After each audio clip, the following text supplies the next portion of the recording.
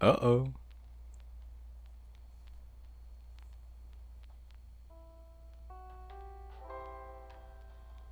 Yo, this is so cool. It has such an old-timey feel. Ah! I'm so excited to play this. Oh, you can't tell me this isn't fucking cool, bro. Oh. Oh my god. I love everything. The little sound effects you go over the menu, the background music, the grain, like the little grain in the film projector to make it look so old timey. Oh my goodness.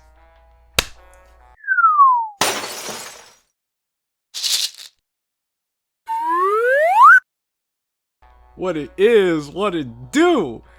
JQilin here, back with a new mod for the channel. This is called Dreams of Literature Noir. I've actually had this mod downloaded for a long time, but I couldn't figure out how to play it to get it working right. Now I finally did. I love it already. It appeals to everything I love about old-timey music and old-timey fashion, things like that. I can't wait to get into this mod. This mod's gonna be fire. So if you guys are excited to see what Dreams of Literature Noir is all about, hit the like button and stay tuned because it's gonna be exciting. Ah! We're gonna play a new game. We're gonna enter our name, same name as always.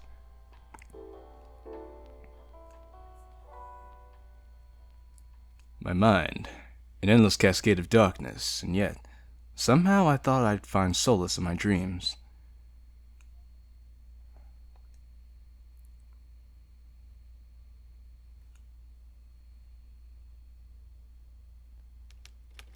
I felt fortunate, really. Not many women have had the privilege. Oh, okay, so this is a girl talking. I think this might be Monika talking. I think so. Not many women have had the privilege to work, unless time's so in the law enforcement field. Assistant investigator. That's the title I like to be addressed as. Although not many, if any, call me that. But I won't let that bring me down. To me, it was enough to be Miss Monika's right-hand gal. Oh, so this isn't Monika. I think this is Sayori then. Sure, I was mainly there to type down a report on her jobs. And oh boy, I sure like typing them up. But hopefully I might eventually follow her footsteps in action and learn the ropes. At least I think this is Sayori. I hope. I've been switching up the voices so often. Almost done. And... done!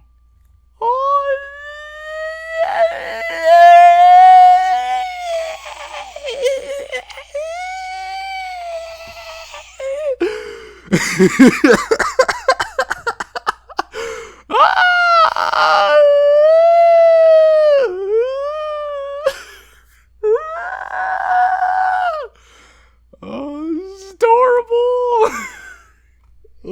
Oh my. Oh, it's adorable. Oh my god.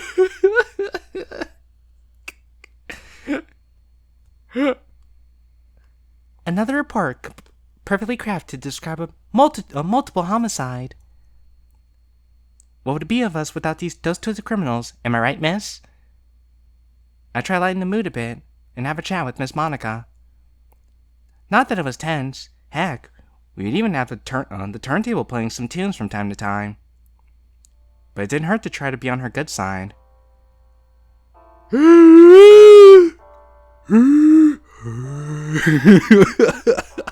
Yo, look at Monika. Also, wait, why is she showing cleavage, bro? This is supposed to be during the noir era. Why so informal, son? Indeed, Sayori. Even though I wish crime scenes were a little cleaner for a change. Bloodstains are always a bench to get rid of. Foul mouth as always, but dare I try to correct her manners? Well, Monika has a sailor mouth. Maybe I was just too naive in thinking on manners when I haven't seen the harsh reality of this profession. But could you blame me? My only experience with crime scenes and cases came from the description she gave me. I've never seen a real corpse. Perhaps I need to see some of the stuff, but I've had my fill of gruesome text. I wonder what a crime scene looks like, with cops running around and all. Is it like the Borges books? Drama, mystery, action? Oh, Sayori, you read too much fiction. You should really stop trying to escape reality with fairy tales. Well, reality isn't very kind to us, wouldn't you say, miss? You got that right, kid.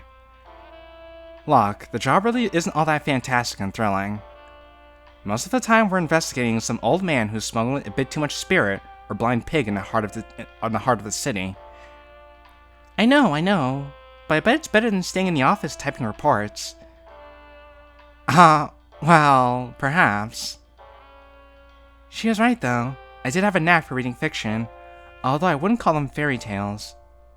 I really liked the idea that there were good and bad guys, and that the good guys could solve impossible mysteries using only their wit and obscure clues, shutting down any hope for the dastardly villain. Oh, how many times I've written to JQilin about this since I've got the job. Oh, okay, so the MC is in this. We've always sneak out to the library, rummaging through the shelves of fiction in the corner of the expansive halls. When I got hired by Miss Monika, you would chuckle about how I seemed to be living out all of those cop capers we would read. He always said that I'd outgrow him one day, become a big-shot private investigator and leave him in the dust. He had a very peculiar idea about himself. He said we weren't going to amount to much, and he liked it that way. Eventually, I convinced him that I was never going to outgrow him, and we promised to always write to each other and stay in contact. Which reminds me... Miss Monika? Yes? Did I get any correspondence by any chance? I've been waiting for some responses to my letters. Unfortunately, I don't have the time to check because... Would you look at that? It seems that a new case beckons. Picking up the blower, she rests her laurels on the crowded desk as if it were some social call.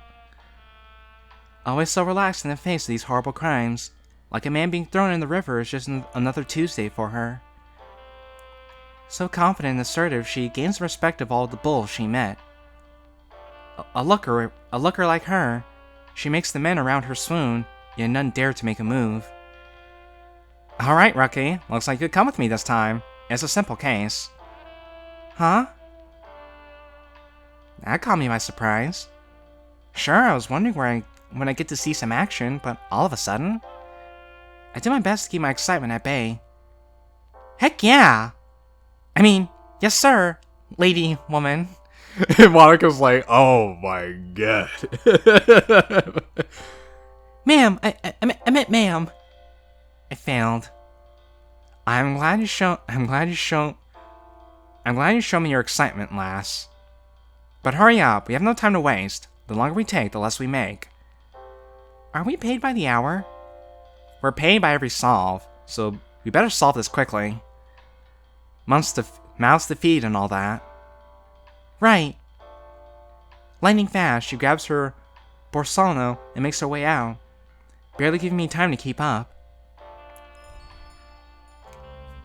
The city at night is another character. You expect it to be rather calm and relaxing, but when you look at the lonely, faint lights illuminating the street alleys, your mind begins to race. I love this music, by the way. Oh my gosh, this is incredible. I always stuck to the avenues and busy streets, but I can't deny I've always had a fascination with wanting to know what lurks beneath the facade. What mysteries could it be hiding? What darkness lurks in the loneliest corners? And now I find my opportunity to see just that. So, what's the case, boss? Well, nothing particularly interesting. Something in the slums, near the industrial district. Let's look at Monika's hat with the jaunty angle. Apparently a body washed ashore on the riverbank. So, the police won't want to be bothered with the poor sod's finale. Do we have any clues on what happened? Clues? No, we're just going to take a look and write down notes of what we see. Basic survey, nothing more. You think it might be a murder? Hahaha, please. Her chuckle echoes through the barren streets. What? A body washing up by the shore? Seems like a murder to me. And that's why you're the rookie here, little lass. We're the same age. I can't exactly agree with her train of thought. But then again, maybe it was my eagerness to find something thrilling in the case. And well, we hadn't even arrived at the scene. Swaying through the industrial blocks buildings, we found our way to the river. The bridge was wearing a spectacle of lights, illuminated by what seemed to be deteriorating streetlights. The full moon reflected on the body of water, its light shimmering across the ripples. Speaking of bodies... There! I see the floater bobbing just ahead. Thank God. You don't have to get wet trying to find this sack of meat. Go ahead, take your fill. Report back to me with what you see. Seriously? May I? Yeah. Knock yourself out. She's smoking a cigarette! Bro. Yo, dude, this is nuts. As she told me, she pulled out a gasper, moving it to her lips and lighting it. As she saw me standing there, waiting to be dismissed, she waved at me to go, almost like swatting away a fly. Without wasting any time, I jumped over the railing into the river's bank. I approached the swollen body. It's Natsuki. With her neck broken. Oh, wow.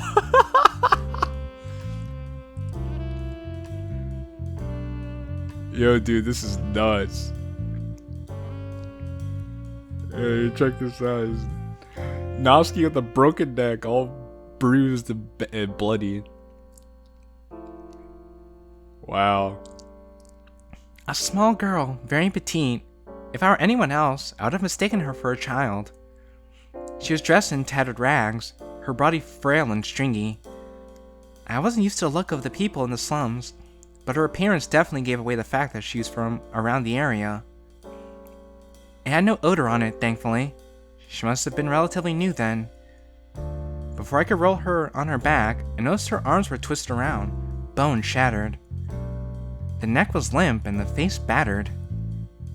It wasn't really all that bloated, so maybe had it been floating for long? I'm pretty sure this was a violent attack, miss. Maybe the attacker went too far and killed her, wanted to get rid of the evidence and panicked. Just threw it in the river thinking no one would find it. Yeah, that's not very convincing.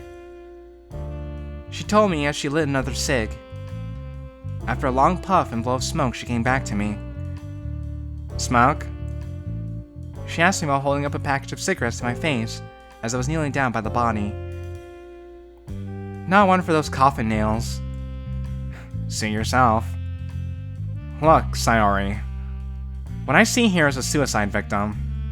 See the bridge? It's not uncommon for folks to jump off of it. Well, but what about the bruises and the broken bones that it has all over? Simple. It's been floating for a while now. Honestly, I wouldn't be surprised if it didn't have any damage. The lack of odor shows she's been recently offed. It's been in the water, bloating. Odor doesn't build up, but in the inside. Furthermore, bruises prove nothing anyway. Look a bit closer and you'll see a faint yellowish discoloration. That, Dolly, indicates the bruising happened long before. Oh, I see. It made sense, but there was a little detail in the logic that kept poking at my mind. Old bruises? That many? But wouldn't that indicate that it wasn't the first time she got attacked? Ugh, listen. This actually means you've gotten your suicide motive. She got hit by some bird, who finally went to a family member or other such things. He hid her life, jumped off a bridge. Congratulations, case closed. But it means they're... Case closed. Let's get back to the office and write the report. Are you sure? Not many cases are this simple, so don't look a gift horse in the mouth, alright, lassie? Just settle in and get whatever dough we can get. Alright. Come on, chop chop! She took the lead and I followed. As expected, with my assistant position, but still, I wasn't pleased with how everything went down. My every suggestion was shut down because she knew better. Wouldn't call it anger, but a heavy disappointment was what I felt. Even with how we handled the bot, D. Say, miss, what's going to happen with the body now? Huh? Oh. Well, technically that's the police's work. This was a very low priority case, as you saw. They just don't bother a lot with the poor. That's just wrong. Justice is for everyone. Alright, Lassie, don't go around puking out what you read from some novel. In the end, it's money that makes the world go round. Yo, Monika's so epic jaded. She's so jaded, bro. A detective from a precinct would never come here to this kind of case. It's simply not worth their time. So you're just going to let it rot in the river's bank? I can't deny that's a possibility.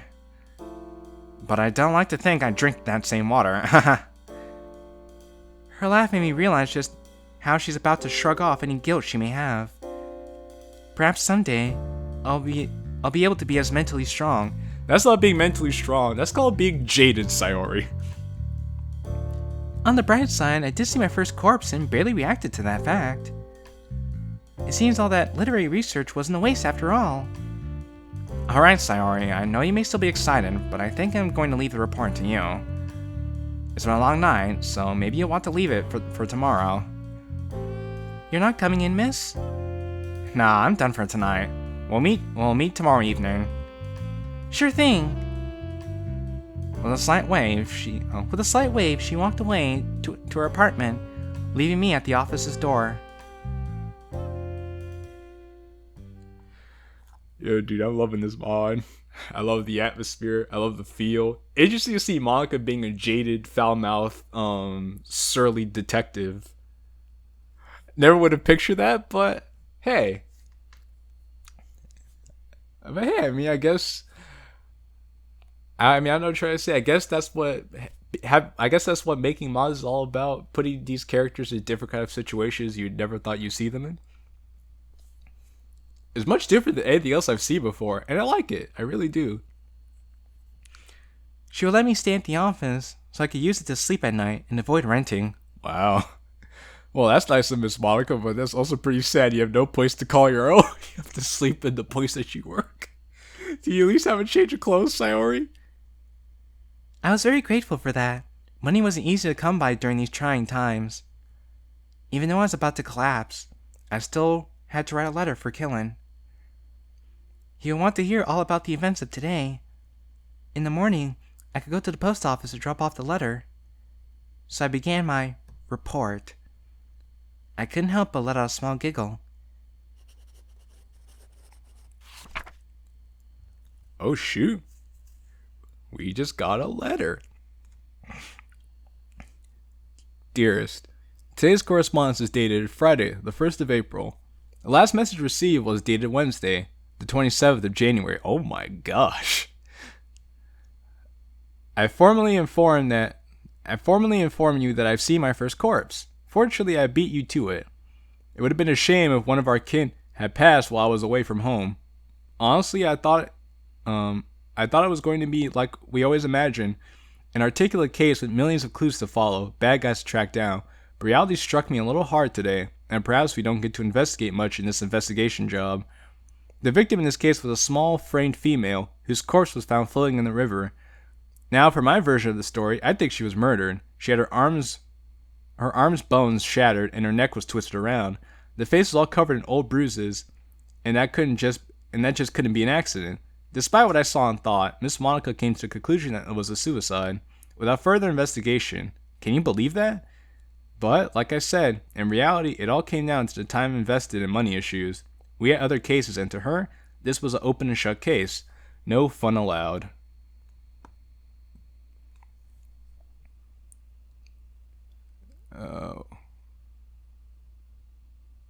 Where was I? Oh, here we go. I hope things are progressing more smoothly with you, and I can't wait to hear from you again. I miss you so much. With love, Sayori.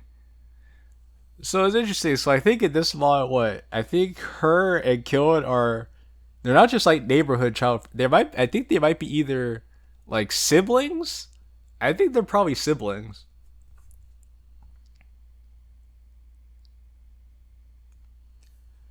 I always thought it was cute how we would treat them like official reports. We even figured out a format. It kept the constant letters entertaining. I nearly folded the letter into 4 squares, placing it into an envelope to send it the next morning.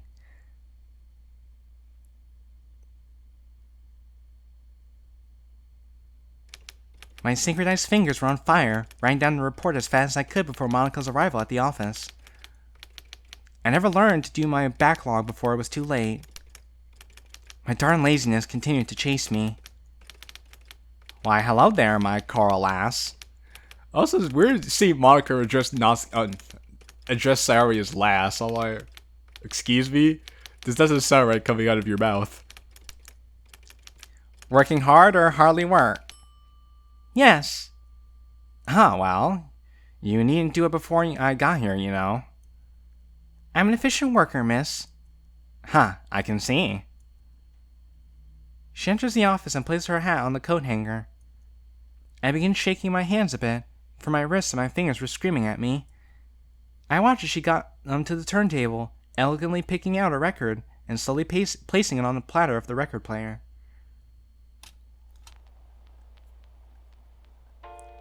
Her hands had gently reached for the needle and begun playing a smooth tune to accompany us for what seemed like another uneventful evening. She returned to her seat and took out another one of her daily smokes. Want a snipe, Sayori? Want a snipe, Sayori? I'd rather not.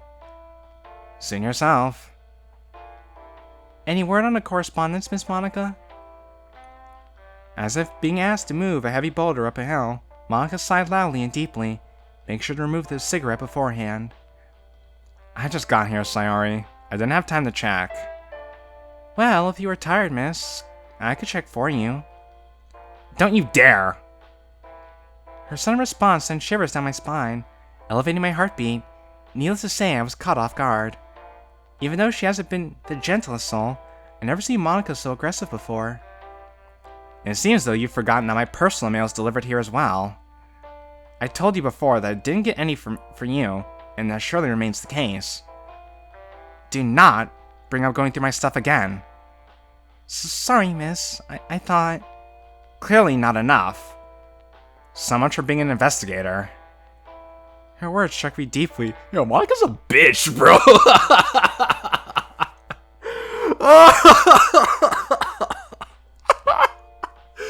Yo, dude, Monika has no chill. Excuse me, Miss Monika has no chill.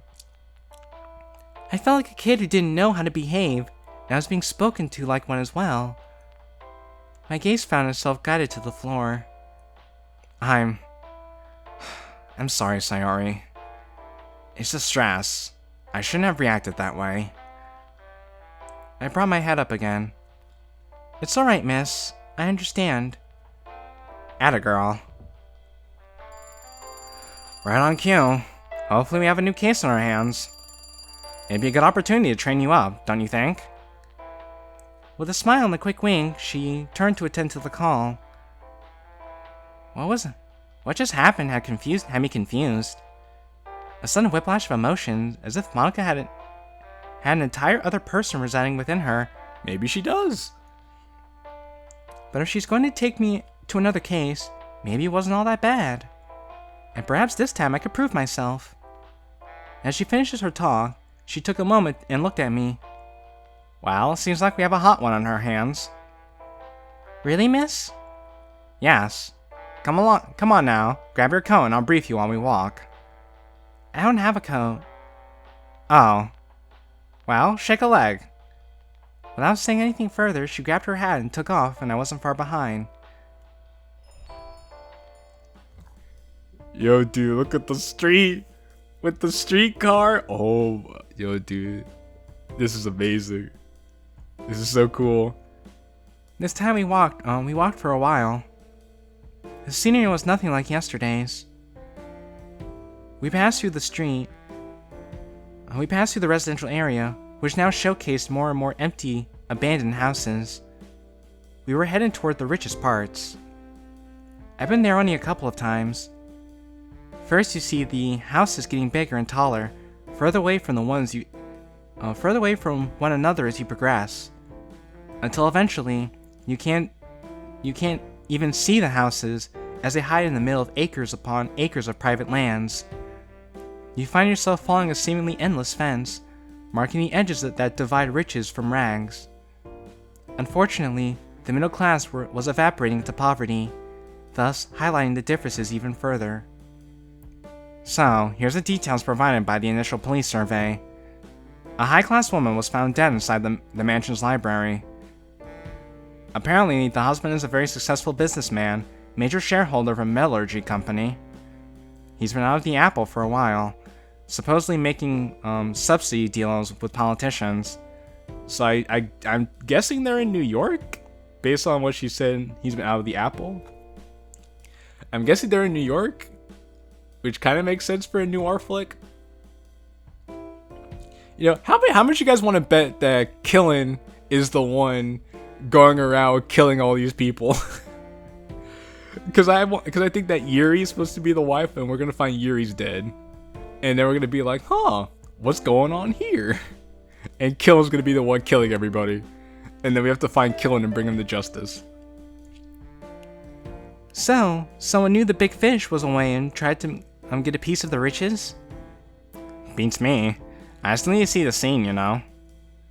Ah, right, of course. You really need to stop assuming things, Sayori. I can't help it. This could be the big one. Right. Again, I had my noggin racing, thinking about how this could have gone down. There's no way this time was going to be a boring case without mystery. Yo, dude. Yo, this is some great Gatsby type stuff I'm seeing here, bro. We arrive at the place, greeted by a wrought iron gate with the sturdy brick pillars on each side. Yo, dude, look at this place. Look at this walkway. That doesn't even look like a house. That looks like a hotel. A couple of officers were waiting there this time around. Already the differences with yesterday's cases were showing. Pleasant night, fellers. Evening, dollface. Took your sweet time. Give me a break. I'm here to do my job. Hey, woo, relax. Say, how about we hit the speakeasy after this mess? Maybe, if it weren't illegal, you chump. You're a cop. And? Forget it. So, who's the muffin? The man swiped me from top to bottom with his gaze. It amazed me how Monika could keep her cool in all this. Goons as cops, with so little morals they might as well be mercenaries. Greetings, I'm the investigator's assistant. She's going to come along and take a look with me. She coming after too? Keep dreaming. Anyways, tell me, have you heard anything else besides the initial report? Perhaps. Maybe a honey cooler will light up my... Pally, you better keep your mouth shut if all you do is yep garbage like that. Jesus, alright lady, damn. I've heard that the butter and egg man went ditzy with the dame. Handmaid mentioned him and his woman were having huge arguments over the phone. Good boy. Finally something worthwhile out of your mouth. With a smirk on his face, the man tipped his cap and let us through. He walked across the paved road, past the fountain that led us to the enormous wooden doors. This time we had something to work with, it seemed. Alright. We heard some clues. This was exciting. As we approached the pompous entrance, the doors creaked open and a butler let us in. He led us straight to the library for us to look at the scene. Sure enough, I was right. It was Yuri, dead on the floor, stabbed in the chest.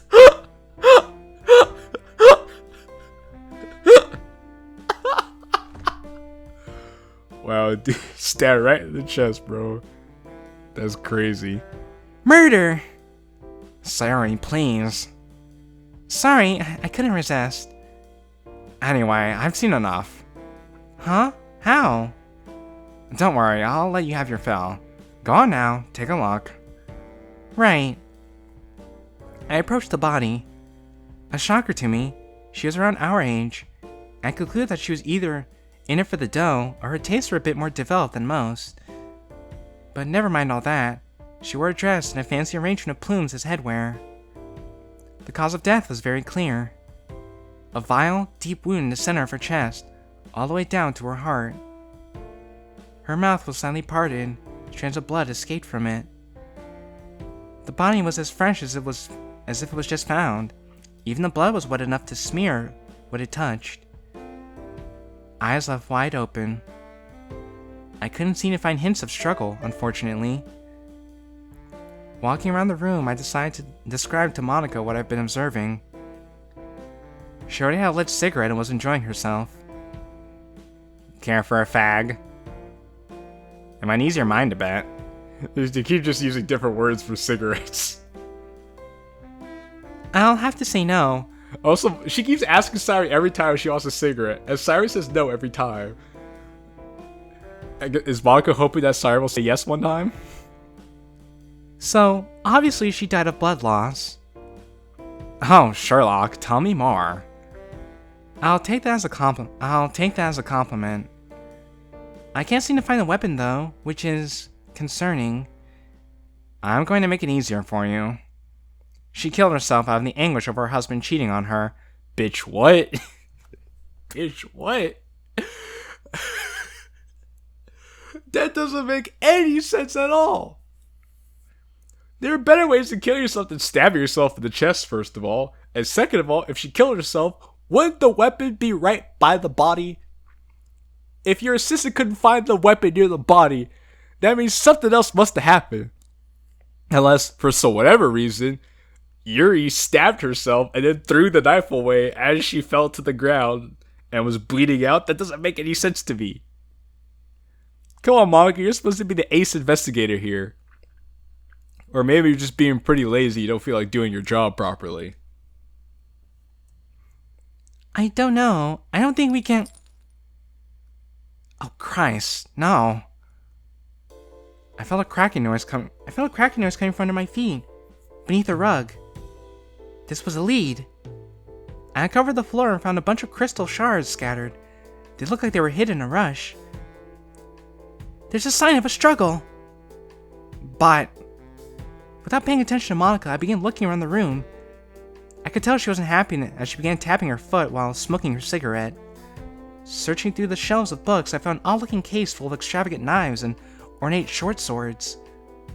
So one of these could have been used for the deed. Right, but do you know what else this reveals?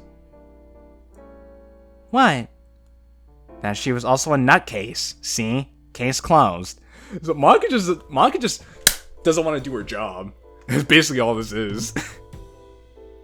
No, not yet. It just doesn't fit. Sayori, listen. As if they had the time to clean the blade so thoroughly and put it in place, why didn't they bother to take care of the other loose ends, like the crystals on the floor? I couldn't just stand there and ponder. I had to gather evidence. I had to look for more clues, so I rushed out of the room. Huh? Sayori, where are you going? I rushed past her, going straight to the dining hall. I needed to know. I started to go through all the cutlery cabinets, searching for what I was hoping to find. Have you lost your mind? Just let me do this. I am not. You didn't hire me to be your assistant just to stand around and type up stupid reports, now did you? And Monika's like, shit. Sayori showed me some spy. Okay, Sayori. She stood silent in all my brazen, unusual act of rebellion. I returned to searching the multitude of cabinets until my eyes found exactly what I was looking for. A wooden knife holder with a missing blade. Aha! Look, miss! There is a missing blade. I knew there was something into this whole case. We have to interrogate the servants. I know maybe one of the handmaidens. Oh, perhaps the butler. Or What if it was the policeman? Settle down, for God's sake. This missing blade means nothing. I told you, she committed suicide because she was being cheated on. The fact that she had a knack for knives proves she wasn't a stable person. Wow. Wow. That's a slight to all you Yuri fans out there. What? No. But she was a gold digger. Being cheated would mean nothing to her. Damn. Even more slight to you Yuri fans. Now thanks, Sayori, since you seem to think you're so smart. Wouldn't she be kicked out of here if the man decided to change women? I mean, maybe, but... This discussion is over. We're heading back to the office. What the hell? This is outrageous. How can you say with so much confidence that it was suicide? Enough! No, I'm not going to believe that she committed suicide even though It's not about what you believe. People kill themselves. It's a cruel world. Deal with that. Now, shut your beak and follow me. You better write the report as I told you. Dejectedly, I follow her and headed out the mansion. My frustration is unbearable. But despite everything, I still feel like an idiot. I let my curiosity, my hunger for thrill get in the way, and in the end, I impeded the investigation. What first started as anger and frustration at her began being turned inwards. I can't believe your recklessness. Had I known just how delusional you were. She kept finding new and interesting ways to verbally berate me on our way back to the office. I kept silent. To think I had been shot down in such a way was tearing me apart. As we reached the office, she had fallen silent as well. The tension in the air could have been cut with a knife. We exchanged looks across the office space. Her eyebrows furrowed and her lips constantly parting and closing, seemingly mumbling to herself. Every time our eyes made contact, my head would fling away. As she took her hat and made her way to the exit, she looked back at what I could only assume was my distressed expression. Before I go, Sayori, I want to be clear. I'm not mad at you. I just want you to see the world for what it is, and not for what you hoped it was. My face was already buried in paperwork. I'll leave you be for the night. Okay, miss. And so, she turned around, heading to her apartment. Hot-headed as I was, I tried my best to relax a bit and recall everything that happened. Monika might be right, though. I might be looking at reality with too much innocence. But how am I supposed to believe that 2 cases were suicide? Maybe the first girl. That case didn't have any strong leads to follow. But tonight's case, on the other hand, it doesn't make any sense. We didn't even interrogate the servants or any other suspect. I muttered to myself as I got up and saw the turntable lying there, gathering dust. Maybe I could roll some tunes to ease my mind. I carefully placed a random record on the pile. Now it's time to write my letter to Qilin. Perhaps now, I could finally get my frustrations out of my mind.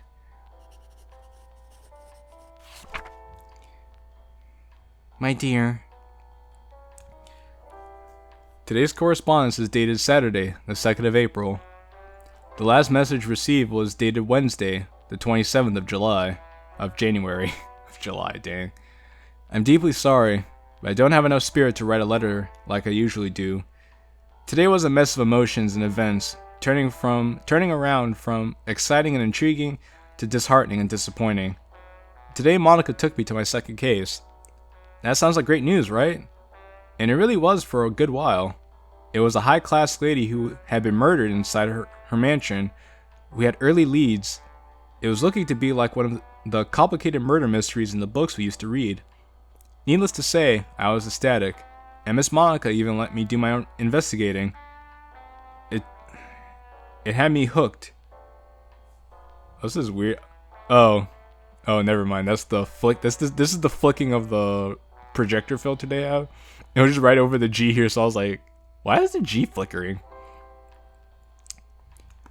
Yeah, let me continue reading. It had me hooked. The corpse had an enormous stab wound all the way to her heart, but there was no weapon in sight. So my mind was racing and I started looking around for more clues until I finally found the missing knife in the kitchen. We obviously had to start asking the servants around, but guess what? Monika called it a suicide. Barely any effort put into the investigation or looking for clues, just a declaration. I was about to lose my mind after that, just imagine. It's times like this where I wish I had you by my side. You always knew how to make me feel better. Honestly, I need a hug and someone to tell me I wasn't completely wrong for thinking the way I do. Sometimes I wish we were kids again. You know, when we were never far apart for long. But now I haven't heard from you in a while. I never got your letters back. It feels like you left me. I hope you haven't. Please respond soon. I need to hear from you.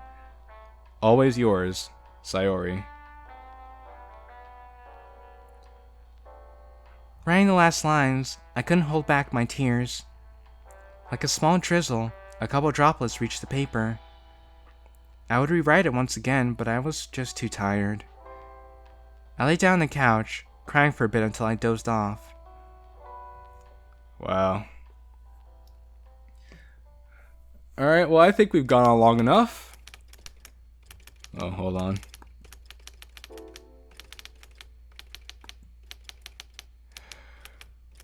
Alright, well, I think we've gone on long enough. I'd say this turned to be one heck of a introduction episode. I can't wait to play more of this mod and see where things are going to go from here. I definitely love what I'm been experiencing so far. This mod is super cool. I hope you guys have enjoyed this mod as much as I have and are excited for the next installment of Dreams of Literature Noir. It's been real. It's been fun. It's your boy JQilin. Ciao for now.